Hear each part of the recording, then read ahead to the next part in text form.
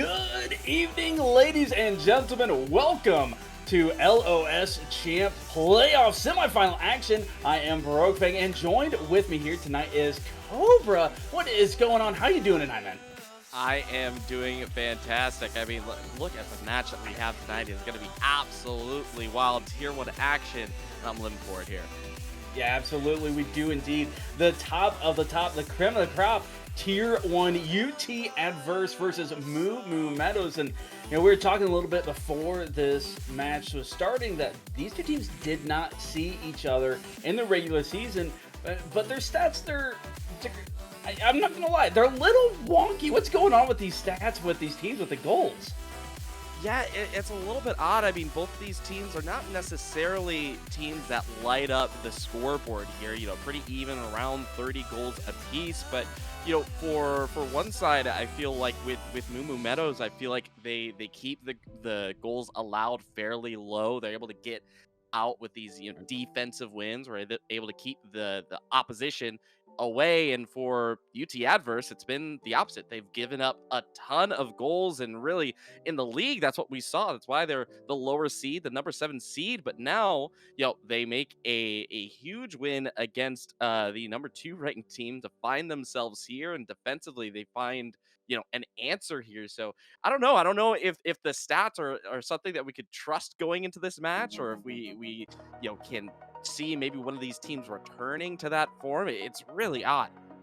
Yeah, and the one that's really got me kind of all sorts of wonky here is the UT Adverse. They're 4-3. They have a positive record, but their game differential is negative. They are Yeah. 10-14. So when they lose hard. When they win, it's really, really close. And there's one player on there, M Beast, the longtime player at the IGL, cast him a bunch. He always had the game 5, usually overtime curse. Could not get over that game 5 hump anytime he was on the stream. And he's like, hey, it's best of 7, so I don't have to worry about that this time.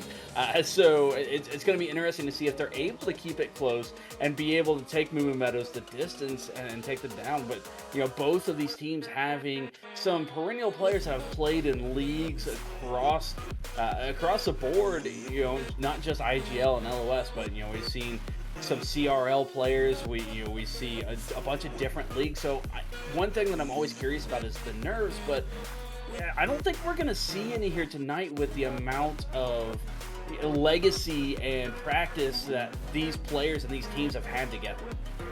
Yeah, I absolutely agree. I don't think this is going to be a match where we get into it, maybe the first minute or so feels a little bit rusty from both of these sides.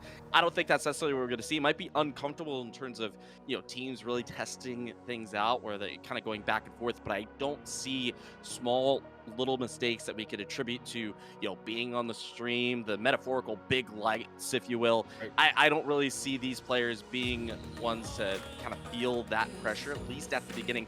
As we get later on into the game, as get to the possible game 5, game 6, game 7, if we're lucky enough, we may start to see some of those cracks form. But at the beginning, I think this should be as smooth as you could expect for these teams.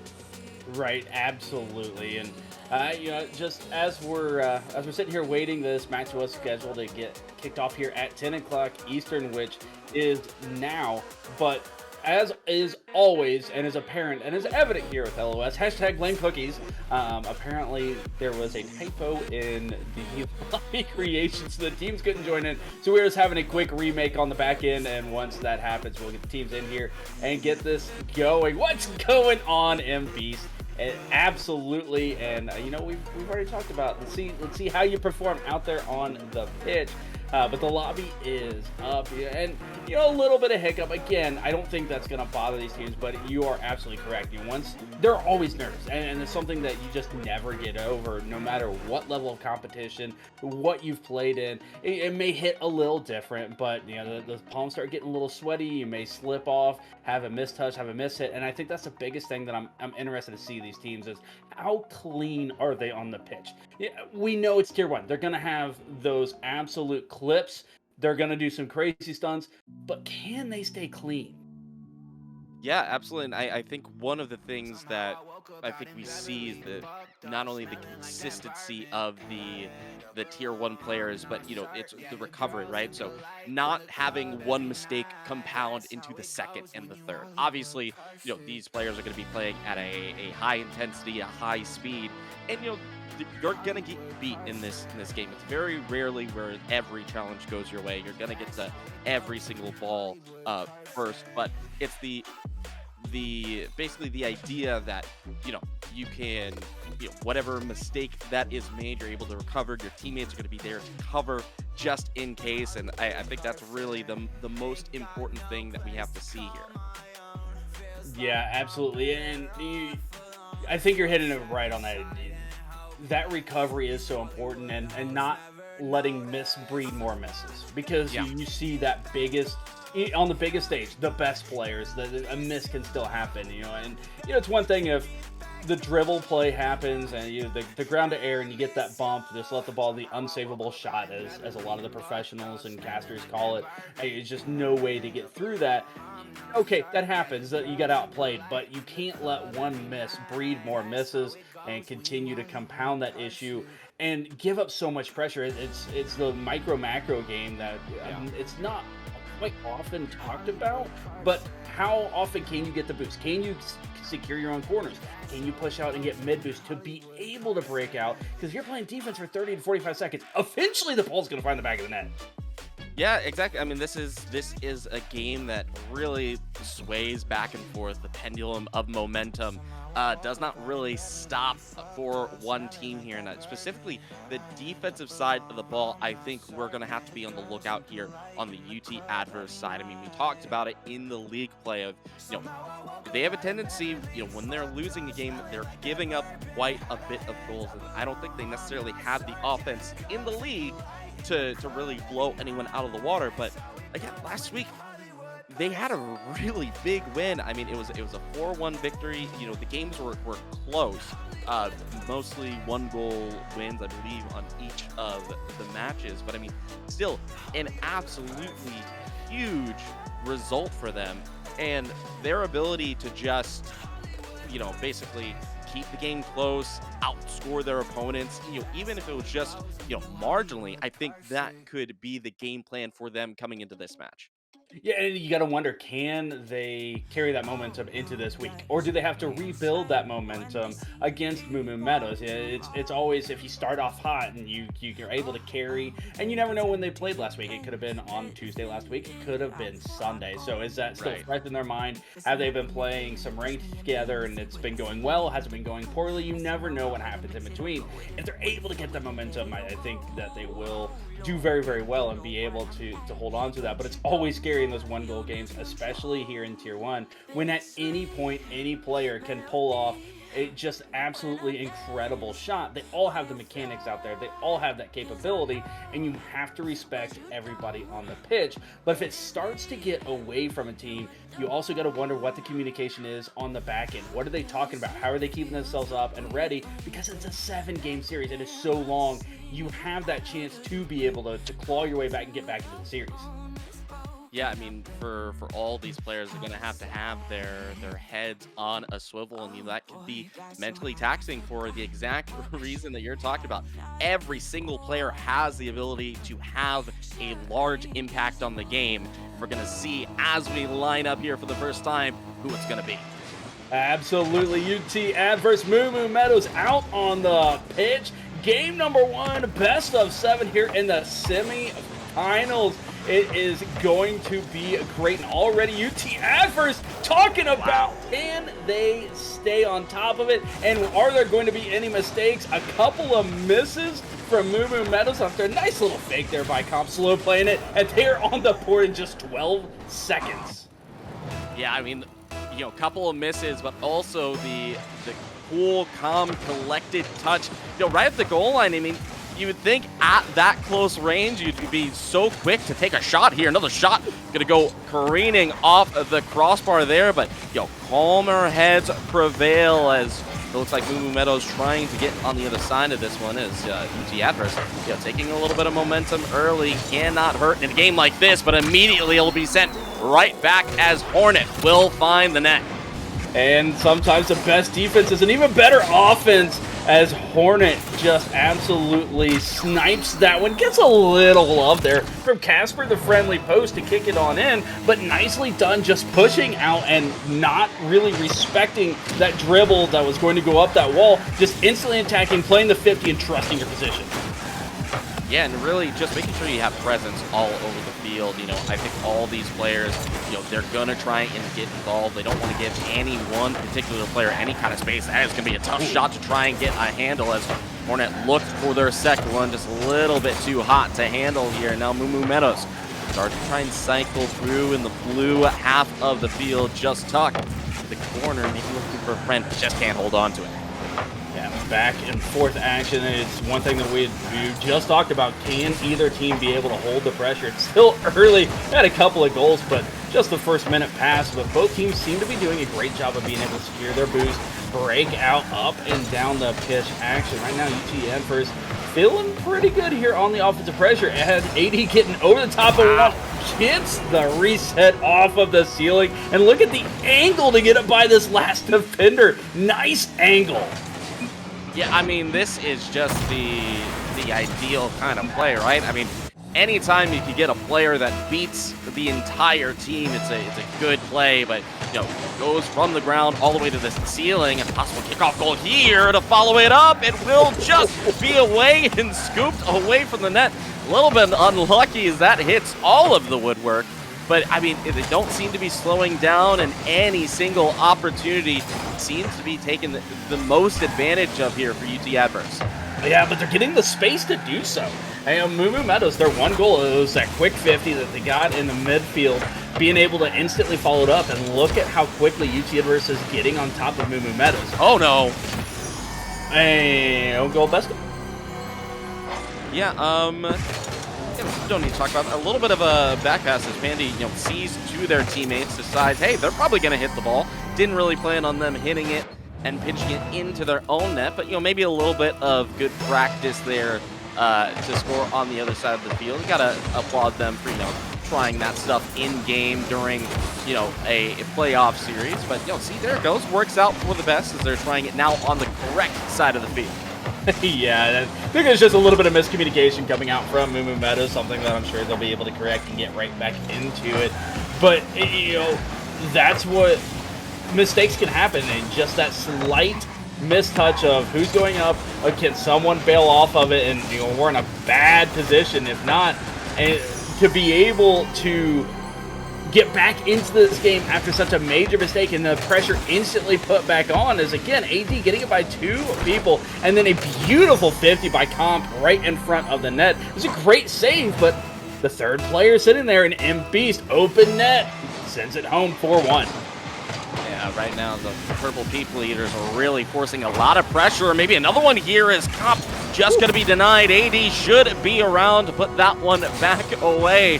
And it's just, they're really forcing Meadows to stretch for every single one of these saves. And, you know, when they're stretching, they're worried about that initial touch, not where the ball is eventually going to go.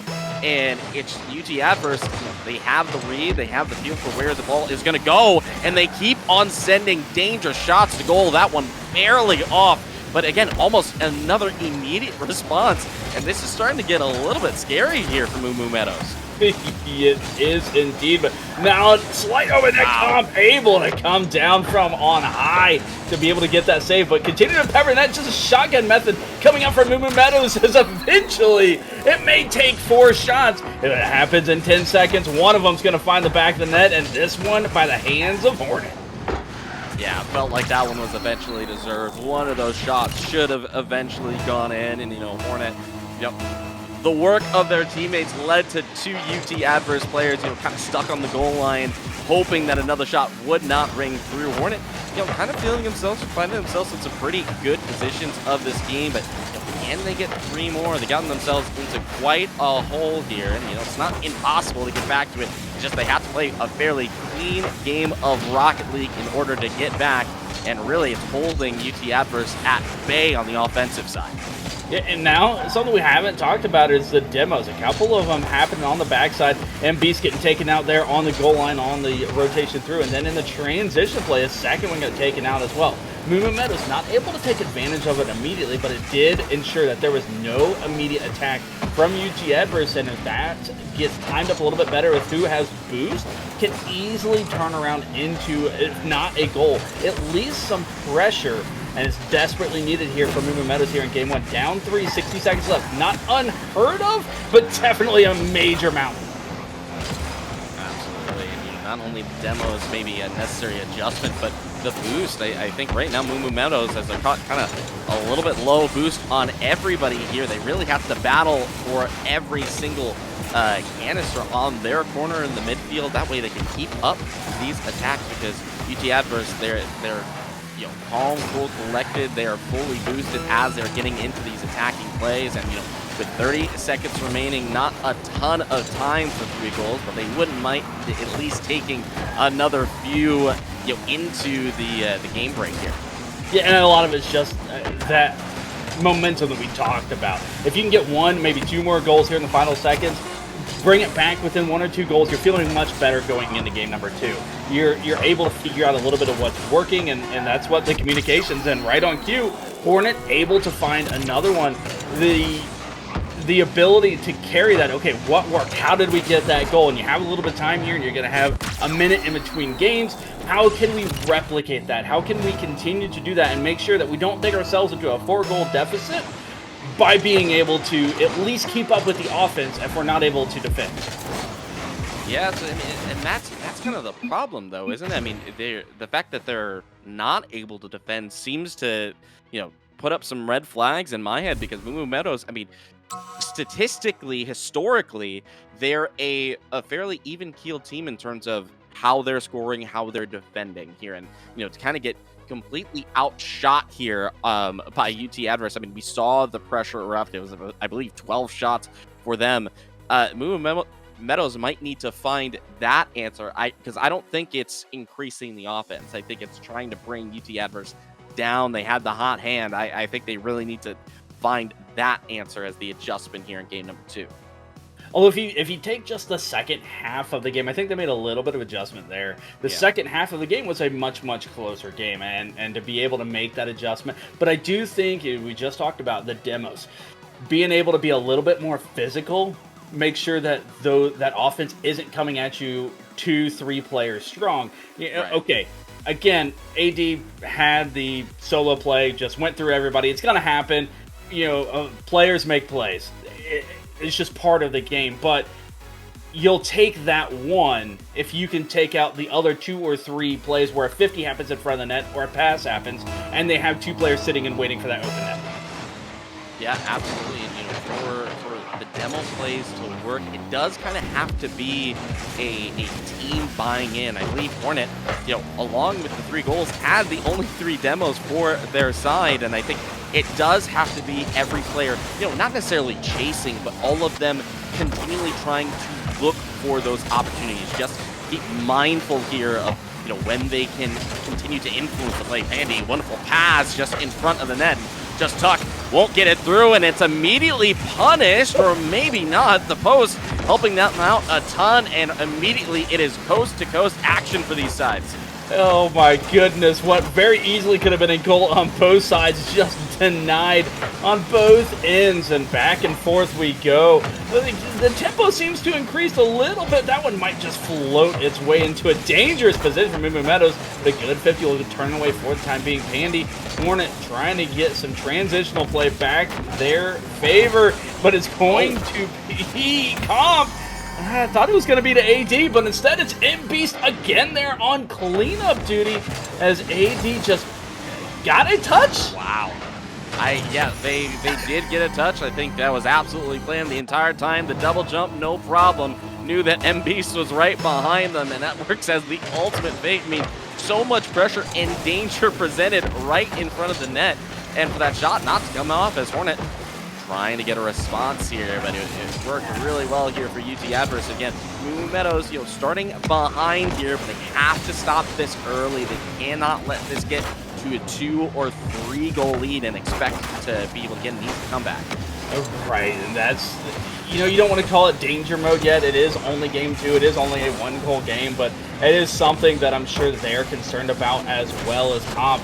Just getting a little flip reset there back in the corner, not able to get an additional touch, but you see how much time and space they have alone in the air. Just nobody from Moo Meadows is able to get up and challenge that, and that is the huge danger and the huge risk based on what we've already seen from UT Adverse on what they're able to do in the air when they have that time. They have 100 boost, they're going to make a play. They're going to get up by at least 1, if not 2 players every time.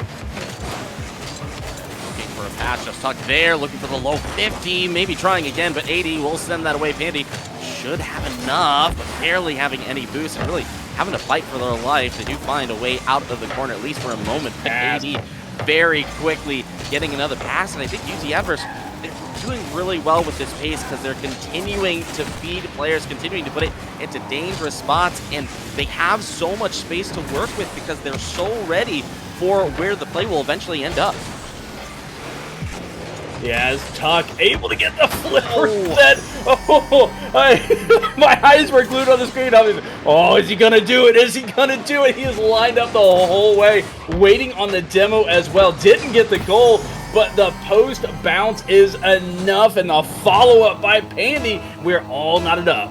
Yeah, all-out attack there, and I think for Moo Meadows, it's exactly what they need. The men in black, you know, have to kind of continue to work here, to continue to grind away at these goals and, you know, force UT Adverse to respect it a little bit. I feel like there's not quite the danger that they feel on the side in purple. They just don't really feel the need to give up that space. So Moo Meadows, they have to earn it. They have to take it. Yeah, as Hornet able to get up, and again, just look at how quick AD is up in time and be able to not even allow a 50. It's just the speed, the pace that they are getting up on these touches. And look at Comp just sitting in midfield, man, like, you know, I don't have to challenge everything. You're going to hit the ball to me, and what are you going to do after? You have to bump him, or the double flip reset was already lined up. Moo Meadows does get a chance back the other way, though. Nice block by Comp and AD. Clearing it out. We are still tied up at 1 apiece, and after an 8-goal game, it seems like the defense has stepped up a little bit, but in reality, it's a little bit more of these midfield challenges.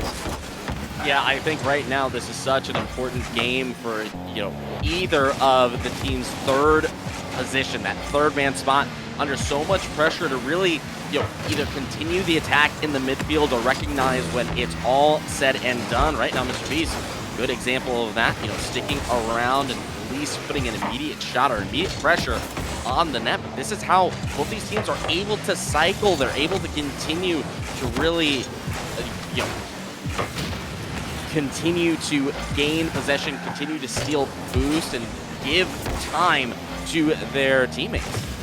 As some demos happening and stopping out the offense, but again, it just looks like Moo Meadows is booming the ball for the sake of booming the ball and trying to get a little bit of space, while UT Adverse is attempting to find one another and having every touch with purpose. If they are not going to follow it up themselves, they are looking for one another. They are absolutely expecting every pass to go through and every shot to go through, and that sense of confidence is really exuding out on the pitch. Nothing really has come from it here in game number 2 as Moo Meadows. They're starting to at least get in the faces, and we are going to head into overtime here in game number 2. Yeah, I mean, a much better game of Rocket League here from Moo Meadows, but they're throwing the ball away, partially because when you do this dump and chase style of game, you're hoping that pressure creates a mistake, and you're able to capitalize on it. Just Tuck looking for a pass and maybe puts a little too much sauce in that. They'll have to restart here at the midfield, but AD has it covered for now. Will be challenged here in the corner, goes high off the wall, and MVs. Now they're starting to face a little bit of pressure here from Moo Meadows as they're continuing their attack. They're timing their challenge as well. Quick shot on the target, and he sees that one away. As Moo Meadows finally got their real sense of offensive pressure here. Nothing coming from it, but still the ability to know that their rotations are working out well. Just a couple of, I don't want to say bad touches, but missed touches. And Panty, oh my goodness, Moo Moo Meadows, they are just the kings of Casper the Friendly Post bounces here. That one, I have no idea how that found its way in. Yeah, that one had a little bit of extra spin that I'm not sure anyone was expecting there. And Comp on the back wall, and honestly, maybe kind of daring the shot to the bottom right corner. I mean, they were there. They kind of slowed up. They were hoping that that shot would go through rather than them take possession. And Pandy called the bluff. Is like, I'll take that shot into space, and manages to get it through. I mean, that's a great game if you're moving Meadows, because it kind of goes to the game plan. It's you're keeping the scoring low, you're finding those opportunities, you execute on them when you get it. I think both of these teams, have now played a game where it fits their game script. I think UT Adverse, they had a lot of freedom in game number one. I'm not sure if they're going to get that same quality of game out there, but this could be a really cool series. Right, you got to wonder what that communication was with Moo Moo Meadows. Was it, hey, do we do the same thing we did in the last half of game number one? Did we change it up? They don't have to get all gobbledygook with it. It's just a matter of going out and playing their style of game. It's gotten them there this far already. Why won't it work again? I think UT Adverse just came out a little bit faster and more mechanical than what Moo Moo Meadows was expecting. And maybe they're expecting some more passing plays, some more slower gameplay. But when you got Comp doing things like this, it's got to look out for him.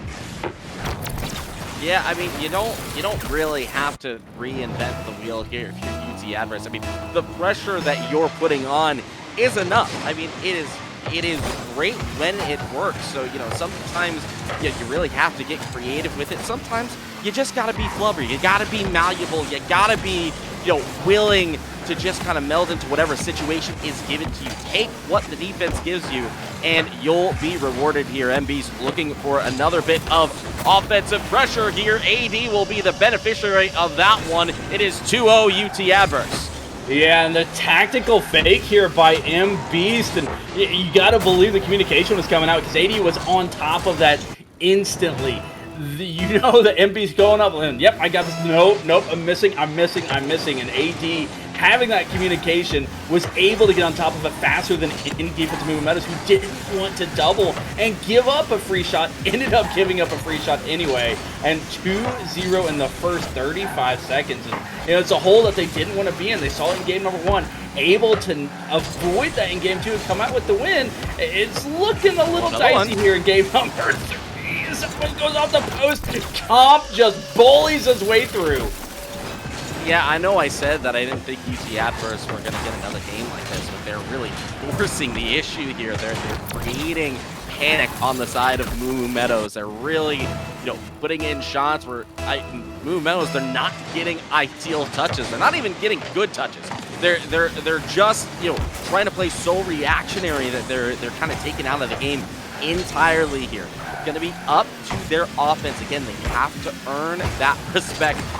Whether it's slowing down the game, I think Hornet is making some of those touches to really try and control the game, have UT Adverse, slow down and come to them. And now Pandy taking a page out of that book as well, maybe leading to an opportunity here. Hornet bumped off the line. We'll try to leave it to a pass. And, maybe a little bit of offense building up here for the number 3 seed. Yeah, they continue to throw it off that corner. Demo's raining down as well, but a good clear from UT Adverse. And again, as soon as Moo Moo Meadows looks like they have something building, just one slight play, just one touch, and all of a sudden UT Adverse is back down the other way. So we have another dump and chase action. We're going to say they look good on those soft touches. It's just a matter of being able to win a 50 afterwards, get it towards the net, and have somebody with enough boost to get to it. That seems to have been the missing piece of that puzzle. Is, yeah, they continue to get the passes, they continue to get it by people, but no one was able to get there to finish. Yeah, there's when you're playing that style of Rocket League, it's very thin margins, right? Because you're putting yourself directly in front of attackers multiple times over, and any misses will lead to that kind of goal. You miss on the back line, And, there will be someone immediately to follow up. Hornet, I mean, really put in a tough spot there on the back wall, and Comp with the hat trick as well. Yeah, and I look at how that one came to be. UT Adverse, MB's throwing it off that sidewall. AD, the first one, too, and throwing off the back wall, and Comp there to finish up. They are on the attack, and all three players were able to get clean touches without a single Meadows player to get just even a scrape on that ball, let alone a full 50. Just everything working out here for UT Adverse in game number 3 thus far. I mean, we still have half the game to go. We know that the Meadows players, they are more than capable of scoring the offense, but look at this defense even stepping up and just not being able to do anything. It's MB's almost pinching that one to the net as well. It's going to be a little while, but my goodness, everything turning up blue. Yeah, right now I really think that this slower style of gameplay is going to benefit Meadows, and when UT Adverse are upping the pace, they're allowed to do stuff like this. Again, no one's in front. 80 is downfield for a possible pass. Comp calls him off, calls his own number, says, I got this. It gets the double tap. The read is immaculate here for UT Adverse. Yeah, the angle that he got on that was impeccable. To be able to just slice that one inside near post where the defender wasn't not hitting the near post in the process. Well done by Comp, just showing his prowess out there on the pitch tonight. And, again, 5-0. It's not only just looking like a game win, but looking like it is sending a message that, game 1, game 3, this is how the series is going to go. Game 2 might have been a fluke, whatever. Oh, but we are going to be the ones telling you how this game is going to be played. Yeah, I mean, right now, it's just being dictated all over the field. UT Adverse, I mean, that's a wonderful pass play, but I'm still in awe over that midfield interception by AD. Starts the play off, then dishes it backwards. Enough space for Mr. Beast to just slot that in. Mr. Beast, M-Beast, excuse me, looking like Mr. Beast out there, giving away all the goals to the other side. I mean, a minute left, and Meadows are, looking for a consolation goal here, something just to get anything going. Yeah, and again, it's going back to what we were talking about at the end of game 1, just getting something, some momentum going forward into the next game. Because at the end of the day, UT Adverse, they can score 15 goals here. It doesn't change the effect of the end of the timer. It is a single game win, and they're only going to be one game down in the series. But they have to figure out how to make sure this doesn't happen again to be able to come back in the series. Again, this is a massive statement from UT Adverse going, try and stop us. Yeah, right now, a flurry of goals here in the final minute of play. AD so quick up to this one, maybe another pass, and just tuck around the ball here, and maybe a shadow Comp. No, they're actually going to give a little bit of space, trying to enter the play from behind it. AD looking for a pass. Not going to be the best look here for M-Beast. And one more goal here would not hurt the chances of UT Adverse continuing their momentum. But, I mean, right now it seems like Meadows, they haven't really been able to influence the pitch the way that they wanted to. I think we've seen some really good looks for them. I think some of the passes, when they slow down the game, it looks great, and then they're not able to continue it because it's immediate pressure. It's sent immediately back. It just becomes a race, coast to coast, basically. Yeah, and again, you look at the shot totals for these two teams. 12 shots coming out from UT Adverse and just 5 from the side of Meadows. Game number 2, they were relatively similar. Games 1, I mean, you're seeing is that shot total and only 3 saves coming out from the side of Meadows on those 12 shots, meaning that there are 2 shots that are unaccounted for. Very easily could have been higher, but they're really not keeping up with that influx, and we're starting to see the graph skew a little bit in the favor of the offense of UT Adverse. And it's not that Meadows didn't have chances. They just couldn't get the ball into the box and get shots on net. It just stayed in the corner, and by the time they finally got by and got it in the box, everyone had already bailed, gone back, getting boost because they know that, hey, Comp, here comes Comp flying through the air, going for another double. We have to be able to defend it, and they need to. I feel like they need to either bail a little sooner so that they do have the boost to challenge it, or they need to full commit harder and just say, listen, they scored 7 goals anyway. Let's just all out go for it. Yeah, I absolutely agree here, and I think something maybe a little bit understated on the success here for UT Adverse. We talked about Moo Meadows needing to maybe look for some more physical play. UT Adverse, they got 8 demos in that past game. 8, and I felt like I didn't really see that many because I was just focusing on the 7 goals that they scored, but now they're starting to brutalize this other side, and the demos are starting to fly on both sides here. I think both teams would love to be a little bit aggressive if it changes the game in their favor, but now they're really starting to fly off the hook. Yeah, and it's not just a matter of getting those demos in the moment. We saw Cop get the goal immediately after the demo he got in front of the net, but if you continuously get those demos, you can just drive at somebody, and they have to respect the fact that you've gotten that many demos, and you can feign that, you can actually go for it, you can just stop and sit underneath them and still disrupt them. Any little bit matters because you start to get in the mindset of that other team of, I have to constantly keep my head in the swivel, and I'm not worried about the shot because I'm going to be blown up and respawning anyway, as AT just gets a redirect from downtown. Oh my goodness. No. Did he get knocked off the wall and still have his flip? I mean, he was literally just falling down, and I think Just Tuck on the challenge rightfully thought, no, I'm going to be the one to get to this ball. I don't think they're close enough. Did not believe the flip was still available. That's just, I feel dirty. Like, that just, my oh my. Great goal here for UT Adverse, and Moo Meadows again, getting in a little bit of a hole. We talked about it, that they can't afford to really continue to start over. They have to keep this one close in order for their win conditions to matter in this game. Yeah, and again, we talked about the mindset of the Moo Meadows players after that last game, and then that goal, you get knocked off the wall, you get physical, and still get the goal, and then to come right back and get that little nice 1v1 flick over Tug, who's just caught in a terrible position there. Unfortunate, and the AD just had the entire world, and they just had to make sure that they put the ball on net, and it was going to be a tough save for Tuck. Did so beautifully, and now a missed touch from Pandy. When it rains, it just pours for UT Adverse. Moo Meadows able to get away from that one, but still struggling to find their footing.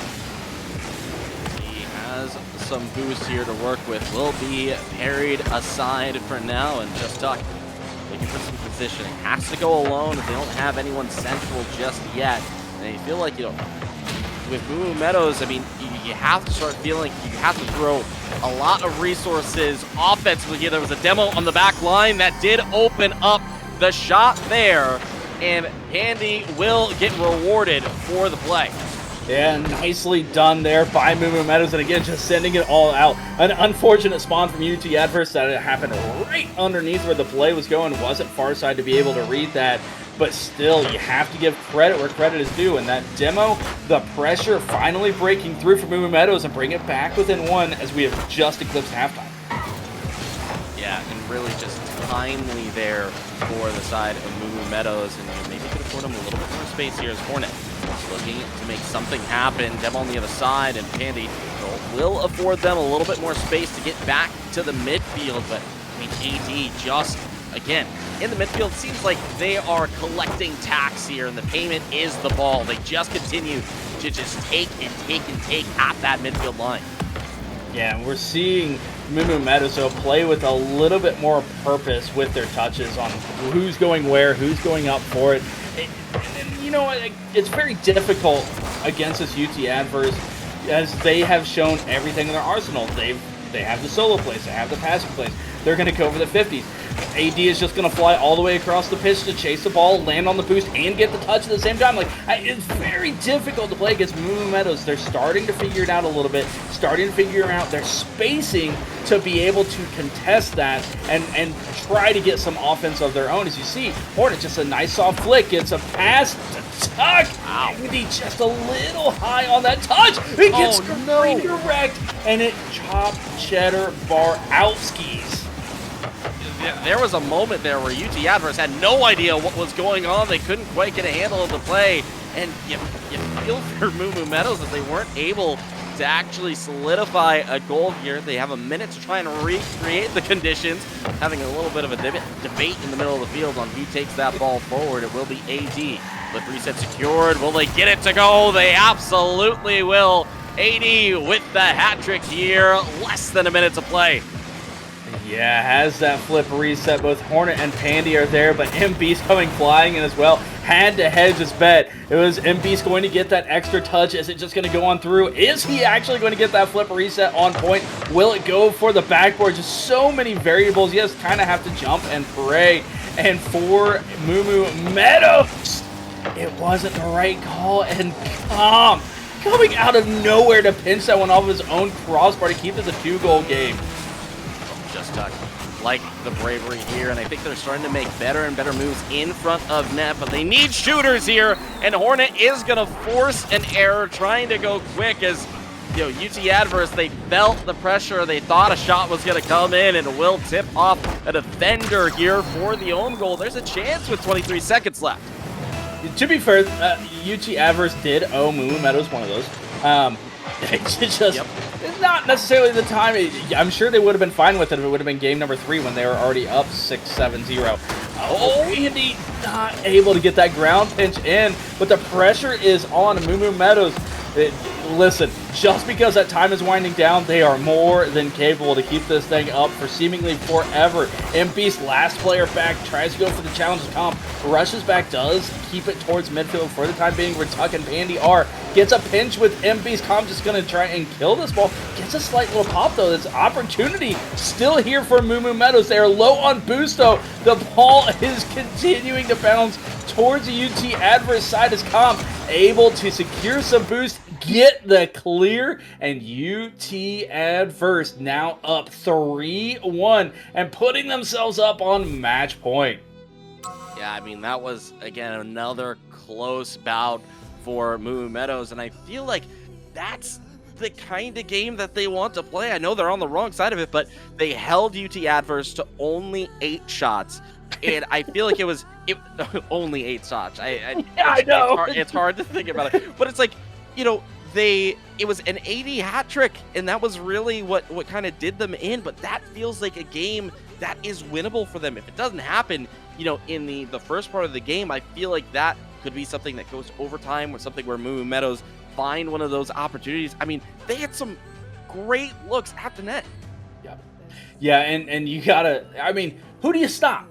Right. In game number 2, it was comp popping off. That game, it was AD who got that hat trick. M-Beast has been there for cleanup duty and has gotten some goals as well. It's just, if you stop one, I feel like that Meadows is trying to be Captain America and UT Adverse. Hail Hydra, you cut off one and more show up. Like, it is a full 3-headed beast.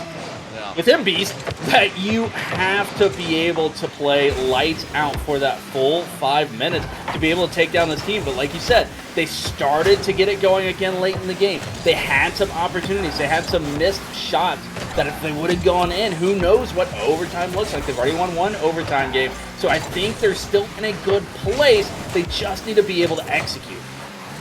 Yeah, right now they're getting UT Adverse a little bit jumpy in net, and pulling multiple defenders out here. It's, up to Meadows to be clinical in front of net. They're getting some awkward touches, making the defense really second guess here, and Pandy will get that one to go. Again, a moment here where they're getting UT Adverse, off kilter the changeup here. Yeah, as you're sitting there in the net, you see 2 players flying at it. how do you know which one's going to hit the ball? And it's just like that flip reset that we saw from AD and Beast coming flying in the last game. You don't know who's going to get that touch. It's difficult to read, and nicely done from Meadows. Again, at this point, it is do or die. It is sellout time. If you lose another game, your season is over, and you do not go to the finals and potentially play for that championship. So why not sell out? Why not go for it? No. You never know what's going to happen, as some miscommunication does happen. And Beast is there on cleanup once again. Yeah, Pandy may be selling out a little too early there. Yeah, that one just needs to be communicated. You got to do the Old Town baseball call-up. I got it, I got it, I got it. You're behind the play, and you see the ball a little bit better than the defender that's making their way back. But again, tied game. Pandy looking to make up for it immediately there with a laser beam to the right side. Oh my goodness, when did they add railguns to this game? 70 miles an hour from just outside the box on a rope. That was unsavable. Even if a car got in front of that ball, it would have been demoed by the ball and still found its way on in. Yeah, I mean, it was just a really clean look, and Pandy had a great run to it. They have to have a really great defensive turn here as AD. Putting this one to the middle, Just Tough should be able to see a touch now to the midfield and buy themselves a little bit of time. The press here from UT Adverse is not too far away, but Hornet good to get past midfield, but not a lot of boost to send this even further. Awkward touch back to the orange side. Pandy, another opportunity. Shot. Follow-up will be blocked away by Comp. And now Meadows. I mean, it's a labored effort, but it is an effort to continually get goals on the other side. AD trying to equal this one up, but will be denied for now. Oh, just sneaking that one inside that far post is, you never know when Comp's going to be there, and it just seems like he is the last-second player getting in front of everything, and it has to be so frustrating to play against, but just couldn't get to that one. Tuck, believing in his speed, his pace, gets that touch and gets it right inside that far post. And you want to talk about misreading more misses? That was it. Yeah, well, they do come out, neutral on that one, and they were ready to go, ready to kind of demo the opposition there, saying Autobots roll out. I mean, they were so ready to go, but you got to take the ball with you there. We got about half of the game to go. Meadows, they have a little bit of a buffer, but cannot stop there. It really feels like this is a game where you got to get as many good feel goals as you can here. Right, you can't just settle on, I mean, you obviously want to win, but I think you can't just settle on that win. It is all out for the rest of this series, and if you score 15 goals here, you score 15 goals here. Yeah, you can't say, oh, well, we used them up for the next game. No, you have to get back on top. You have to really get that confidence and that mindset going to be able to come back in the series. Being down 2, you have to win 3 in a row to be able to move on, and they're in a good place so far, and I don't think Meadows is the team that's going to score 6-7 goals consistently. Yeah. But I think just to get 1 or 2 more and still hold UT Adverse just 1 goal would do wonders for this team. Yeah, also, it feels a little bit, like a gear is missing here for UT Adverse. They're playing players a little bit further back. I don't think they have that immediate attack, and they're starting to make a few uncharacteristic misses, here at the midfield where they're not able to continue their play. Interesting pass there that should leave Hornet on the ball. Big old fake there. Pandy trying to close the gap, but it will be AD. Another shot, but again, not the pace that they're looking for. And UT Adverse, they have time for this, but they're not putting their best foot forward here in terms of this last minute of gameplay. Yeah, as you saw, AD had an opportunity to set up a solo play, just try to take that quick shot past Tuck, and then Comp with the pass to him, and a Fields backflip, and it just seems like UT Adverse needs to take a quick breath, as well as Meadows. They are playing their hearts out, and they are getting in the face of this UT Adverse squad. They're not getting a ton of demos, but they're just not allowing them to do anything that they want to out on the pitch, and the pressure may be at midfield rather than on the full attack. You're not seeing a ton of shots and a ton of saves coming out, but it's still pressure nonetheless, and that has really started to weigh on UT Adverse as another unfortunate miss coming here off the back. I think that was MB's trying to get to it there and just a little too far away for him. Tuck believing that just, hey, if he misses, I got it. If he doesn't miss, I got teammates behind me. I got to go for the shot. Yeah, I think Meadows are starting to see a lot more of those opportunities, believing that that ball will get through. And for a team like UT Adverse, who have been on the right side of a lot of these reads, when they finally do fall through, Meadows are making themselves available. They are there and ready to put some of these opportunities away. Less than 10 seconds left here, and Meadows will secure a victory. They will extend this series by just a little bit more. Yeah, absolutely. And again, the fact that they're able to do it not in overtime, like that was a convincing win by Meadows, holding UT Adverse to just 3 shots. And, I believe the phrase by you last game or last intermission was holding them to just 8 shots. And now it's going down to 3. And what a huge change for them, being able to get 2 saves on those 3 shots and net 11 shots themselves. Less than half of them going in, but that doesn't matter at the end of the day if, like he said, the pressure was happening at midfield and they were not allowing those shots to even come through. Yeah, I mean, if you can basically, take away a couple of the pieces of this UT Adverse attacking play, I mean, that is a job well done right there. I mean, especially when they have been so dominant, they've been so quick, and it seems like, maybe a few of those confident touches that they were getting, those incredible reads, aren't quite there. I mean, you'll absolutely take that. And, Meadows, again, it's not going to be a ton. They're not going to score 7. They're not going to score 10 here. But if they can get away with getting a, 3-1, 4-2, they're absolutely going to take games like that. Yeah, and we'll see if they're able to do it here once again. Again, we are still here on match point for UT Adverse. Meadows in a must-win scenario. They got one. That was going to be just... wow. AD got there regardless, but already putting the pressure on here early off of the kickoff and showing that they want to play physical, getting one demo, chasing down another, pumping in air, but that's going to leave AD in a 1v1, and that is a scary proposition, especially with Comp there to follow it up. But the defense coming through from Meadows, they're keeping away for the time being, but still incredibly scary with all of these attacks. Comp, AD, goal.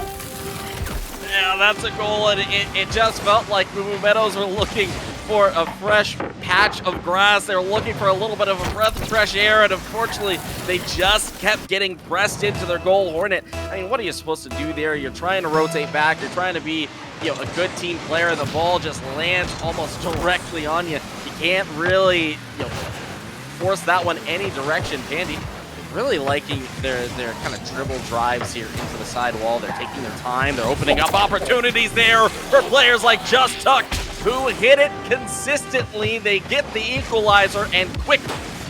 Yeah, and you have to give massive props to not only Pandy from getting Comp out of there, putting M-Beast on an island, and the placement from Just Tuck, but also the psyche of this Meadows squad. They went 7-0 loss in game number 4. Yeah.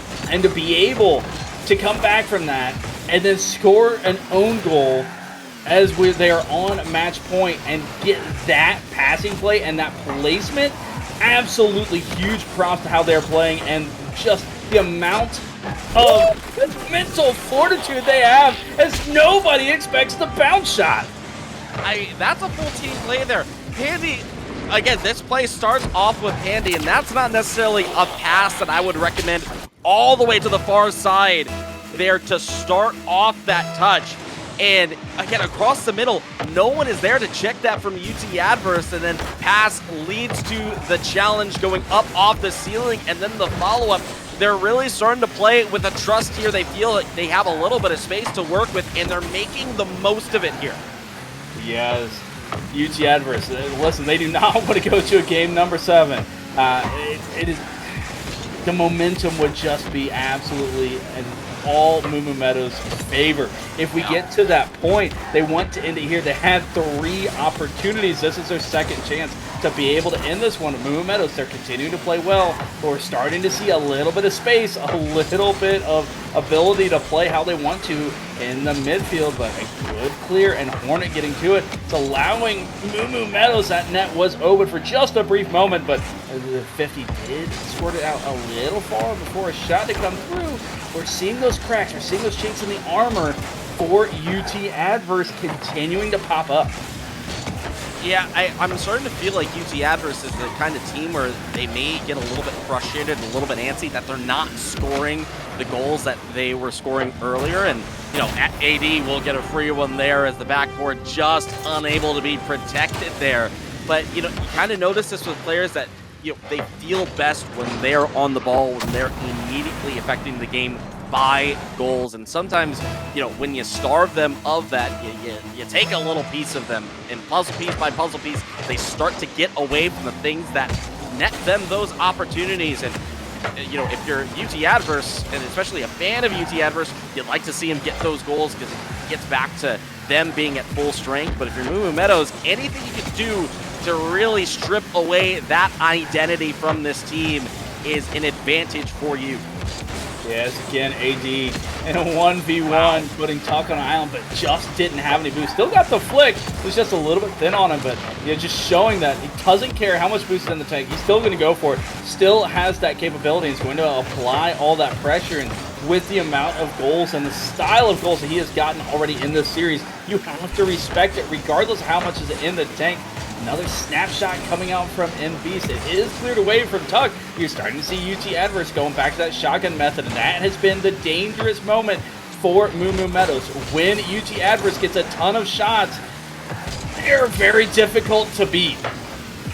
Yeah, I mean, you really have to pay all the respect there, and anytime that something goes towards net, it elicits a response. I mean, you have to pay full attention to it right now. Just Tuck is trying to buy a little bit of time for their teammates who have been, feels like, defending for the past minute and a half straight. AD, you know, one of the players that I think is the most dangerous to get going on UT Adverse because they bring so much value on the ball with any amount of space, and when they're really feeling it, they're influencing the game every single position on the field here. But now MBeast, not a lot of boost taken off the field, but it will be AD looking for a pass. Doesn't have it just yet.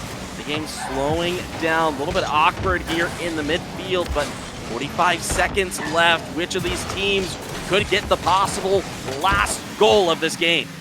And we may very well head into another overtime again. Game number 2 was an overtime game. It was won by Moo Meadows 2-1. It took them just under a minute to be able to get that goal. But you know, neither team wants us to head into overtime. They want to win this in regulation, as anything can happen. Just one mistake, and you tend to tighten up just a little bit in overtime, try not to make any mistakes, and that's when mistakes can just as easily come through. Some offense coming through for Moo Meadows to miss by Pandy off of that back wall, not able to get it on net. Comp does clear it to the side. Hornet gets a bicycle in, and Moo Meadows, they're up 3-2 in just 2 seconds on the clock. I mean, that felt like the opportunity for them to strike. UT Adverse thought that was the last clearance. Everyone on the defense shifted, and it was put behind them. 2 seconds left. Anything on the kickoff, it's a little bit delayed here by AD, but it just needs to be put on the ground. Moo Meadows, they are not done just yet. They claw themselves back, and we are going to get Game 7. That means Champions Field. I mean, what a series this has been. Oh my goodness. Now, I would like to pull up my Discord right now, head over to my direct messages from a Mr. MBeast, who, for those of you who know MBeast, he formerly known as MCole42, longtime player of IGL, playing here in LOS Champs, casted multiple times. He had a Game 5 curse whenever I cast, and he could not win Game 5. For whatever reason it was, always lost Game 5. But he said, hey, it's not Game 5, it's Game 7. And I quote, I do not lose Well, I don't lose on Champions Field anymore. You heard it here first. I mean, it's going to be tested here. I mean, it is, it is make or break as soon as you get the Champions Field. I mean, the vibe is different. The vibe is different on this map. Game 7, you go all this way, and especially when you've been taking games like that, you've had the advantage for a little bit. You now lose that, and it all comes down to one game more. What do they have to show us here? Pandy has a ton to show us, and I wonder, hold on, what just happened? Pandy just beat MBeast a little bit too far in that rotation. I don't think he saw him. I think as he was turning, did not see Pandy coming up on that ball, was not in his frame of reference, and just got surprised that all of a sudden there was a shot there, and Pandy putting it on point 1-0 early. Meadows, this is unprecedented territory for them. They have not had this early of a lead in this series. Got to wonder, does it?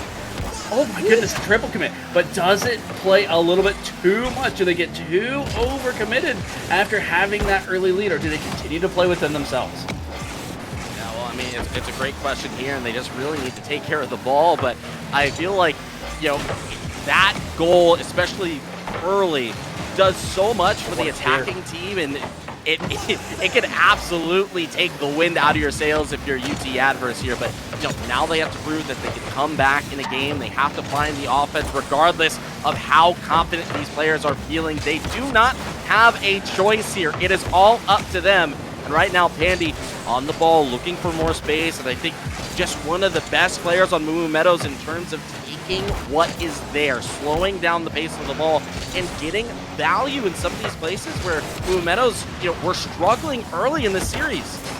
Yeah, and you see the demo coming through, but again, those challenges right at midfield. Tuck, Pandy, Hornet, they're attacking at midfield. They're not allowing UT adverse to carry that ball down, whether that be in the air or on the ground, just instantly getting on top of it. And shocker, last second save there by Comp. Yeah, but the pressure is sustained by Meadows. They continue. There are 6 cars in one corner. Everybody is bunched up. Everybody is trying to get just a piece of that ball and trying to push their team. What a placement from 18. An even better save by Tuck, and the open net dribble comes through. Meadows, what a turnaround after a massive bump. And again, it's a wonderful save by Just Tuck, and Pandy controls it again, and you feel the panic. Like, UT adverse, like, we didn't score there, how did we not score? And Meadows, they just don't care. They take it directly back, they control the ball and get the easy goal right afterwards, and now it's a 2-goal deficit. Like UT adverse now, they're gonna start cooking. AD had a little bit of space given to him by their teammate, a wonderful demo, and that feels like the get-back goal UT adverse needed here. Yeah, Tuck getting obliterated there after he got the first touch. I don't think he wanted that second. Was just falling down on top of the ball, kicked it away from his teammate, and AD said, listen, that's my time, that's my cue, I know what to do with this, and just sent a laser into the net to bring it back within 1, showing UT adverse they are not down and out by any stretch of the imagination. Again, they have scored 7 goals in a game already in this series, 5 goals in yet another. They are no slouch on the offense, especially when they get going, and Meadows cannot sit back. They must continue to play perfect. This UT adverse squad, they got a little over 2 minutes and they're coming for him. Yeah, I get a little bit worried because we're seeing Meadows. I mean, they're doing well defending right now, but sometimes they leave that backboard, in order to go after the rebound, and I fear that sometimes that's a little bit optimistic that you're going to get that chance and someone's not going to be directly looking for that double tap here, but needing a little bit of boost, needing a little bit of time, and Comp receiving that pass, plays it to the corner, not able to get the shot immediately. Just Tuck back to the midfield, and it is AD getting past 1, will try to push it all the way through. Hornet, a huge save, but it's not over yet. Comp trying to get it through, 1 touch, and MBeast will put that on target. 2 goes all here, and 1 minute 40 to play. Oh, I was afeared for UT Adverse when Comp was going up that was going to pinch away, but got just enough of it to get away from the player, and MB's full commit. Again, has been there for cleanup duty time and time again. Just a little bit too much hesitation to make sure he didn't get demoed there and ended up going by the ball, but tying it up at 2 apiece. Oh, every play is getting a little bit scarier as it goes. Vandy downfield. Will AD get a touch? They absolutely will. Necessary here, and you really have to, cross your T's, dot your I's every single little play. The mechanics so very important here. Third man coming through, but Hornet will stop the attack for now. It will be back to the midfield. AD yet again seems to know where all the action is. Love to be in the comms in the room where it happened, but Hornet will passes AD. That is enough, and that will be goal number 3. Moo Meadows, they get the lead. You saw this one playing out from the side. Comp trying to get it to the backboard and set himself up. MB's creeping just a little bit too far forward, and Moo Meadows taking advantage of it. And then nice patience from Tuck, sitting on the back wall, trusting that Comp didn't have a shot, had to play it on the back wall, and gets the clear out and the beautiful shot as AD was rushing back to get on defense, but just a little too late as the heat was on. Now a 1-goal lead. Oh, I missed touch coming through, and that is up to just Tuck. Gets the security goal after a misplay there. Comp and MP's double commit. That hurts. Oh. That just hurts there, and they still have a little bit of time, but they have to get this goal quickly, something off the kickoff. They will get possession. Comp looking for the pinch. We'll just get it past one. Good challenge. We'll have to continue their good work, but a big ol' challenge over to the corner. Now AD has to start this from nothing. Maybe something off the side wall. Comp pushed it through a demo on the back line. It will be MB's to possibly get a shot, but it looks like they are running out of time. 10 seconds. Just Tuck is here, but you just let it go off the backboard, and the time has run out. Moo Meadows will get the victory here and eliminate UT Adverse. Oh my goodness. What a series between these two teams, and Moo Meadows finding a way there in the end to not only come back in 1, but 2 and 3 games in a row to get that victory, move themselves into the finals after, again, that came from a 7-0 loss. They're put their backs up against the wall. UT Adverse saying, hey, what are you going to do to stop us? And Moo Meadows going, listen, here's what we got. And just ran those 3 games to be able to, what a series. And, huge props to UT Adverse. You cannot take anything away from them. They played exceptionally well, but just that little bit of adjustment there for Moo Meadows started getting some challenges in the midfield, not allowing UT Adverse players to just cook, and they came out on top. Yeah, I mean, they were cooking, and I think it was all up to Moo Meadows to step in the kitchen as well, and they were able to take the heat. They started to dish it back out, and just an incredible win for them. Yeah, as we have Flash Pandy, as some of you may have recognized Pandy from the booth a little bit, but out there on the pitch, picking up the dub, and is now in here in the booth with us tonight. First off, Flash Pandy, so how are the nerves? A little shaky. I mean, that was a close series. It's always fun playing against Comp and Adverse, especially MBeast. Those guys are tough. I mean, after losing 7-0, that's kind of a sad one, but it was a little tough. It was a little tough, I'll say that. Yeah, I mean, you say it was a little tough, but I mean, you responded well. It seemed like it was after that 7-0 that you guys started to change the game plan. I mean, what were the adjustments that you guys felt like you needed to make? What was it like in the comms as you were going into those final 3 games? I'd like to just shout out Hornet on this one. I mean, he's kind of the one that kind of kept us all the same. My mental when it comes to losing 7-0 isn't the best, so Hornet was the one to kind of keep us in check. But he pointed out the end of that last game, or that 7-0 game, is that he was playing back in the one game that we had previously won. I believe that was game 2. So he decided to assume a better third man role to let Tuck and I kind of do what we wanted up front. And I think that's kind of what really changed the pace, give us the best chance. Yeah, you guys started figuring that out and playing on top. Was there one thing, you said playing a little bit further back and playing, was that the sole thing that you guys were really focused on? Or was there something that you were seeing in their gameplay of, hey, we need to be able to shut this down to be able to start this comeback? I would say 2 words: demo comp. No, I'm kidding. But no, actually though, get physical, get those bumps when we needed to as well. It sucks to see all 3 of them weren't necessarily the same rank, so there was a little bit of a weakness in the rotation in MBs. But MB, seriously, I mean, dude really stepped up when he needed to. So, but that's one thing as higher ranked players than MBs we could kind of take advantage of. But again, much love. I mean, the guy meshed perfectly with those 2, did as well as they could. I mean, seriously, made that as tough as possible. As really, really tough series for us to take there.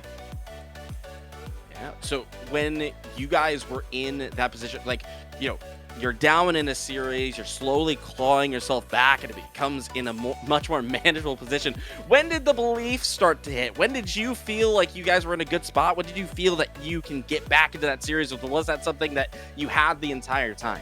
I think we were confident pretty much the entire time. I mean, despite the 7-0, I think we kind of just knew that we had it in our back pocket. We won last season. We know we can do it again. But I mean, this is honestly our biggest challenge yet. I mean, these guys are just all absolutely insane. So honestly, I wasn't comfortable until I would say the ball dropped in game 7. So we'll go with that.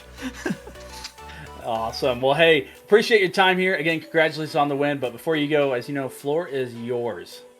Shout out to Hornet again, kind of like the coach of tonight. Tuck as well. Absolute No, god right, tier out there. You're cut off. You never give Tuck props. You never get. No, go ahead. You're good. No. Well, Tuck for maximizing the crossbar counter in that one.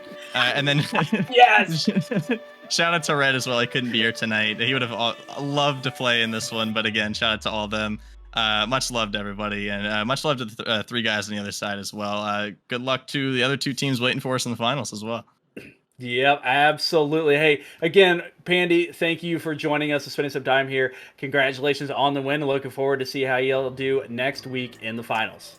Thank you so much. You guys are the best. I love casting with you guys. Much love. Again, that was Pandy from the victorious Meadows here tonight, and Cobra. Woo, what a series, man. Any last thoughts you got on this? No, I mean, it was just incredible. And again, credit to both teams. I think we really saw some standout performances. I mean, really from every single player, defensively, offensively. There was a lot of highs and lows, but they really delivered and they knew how to put on a show here tonight. Yeah, absolutely. Again, that was going to do it for us here tonight. Meadows, congratulations on the victory. Unfortunately, does end the season for UT Adverse, but hopefully we'll see them back again next season. Again, Season 2 registration is now active. Be sure to get your team signed up. Head on over to loschamps.gg. Get your team signed up for Season 2, and you can be cast on this channel as well. That is going to do it for us. We're going to head on over to the Fox, who is casting the other semifinal. So if you want to see who's going to face off against Meadows, stick around. Until then, everybody, I've been Brokefang. That has been Cobra. On behalf of everybody here at LOS Champs, Cookies on the back end, we thank you for joining us. We hope to see you back here again Thursday as we have more semifinal playoff action. But until then, everybody have a fantastic rest of your night and a beautiful week. Most importantly, take care of yourselves. We'll see you all.